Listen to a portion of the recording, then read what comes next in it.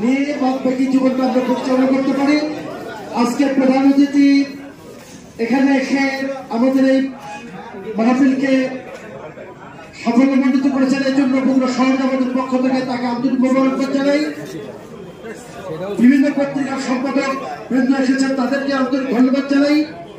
Senior সাংবাদিক সহ সকল সাংবাদিক বন্ধুদেরকে বগুড়া শহর জামাতের পক্ষ থেকে ভাই এবং বোনও রয়েছেন।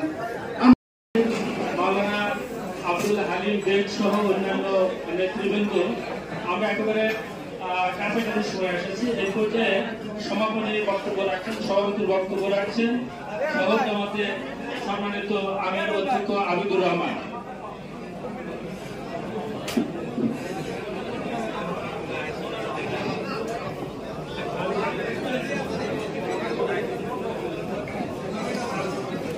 আলহামদুলিল্লাহ রাব্বিল আলামিন, আসসালাতু ওয়াসসালামু আলা সাইয়্যিদিল মুরসালিন ওয়া আলা আলিহি ওয়া আসহাবিহি আজমাইন।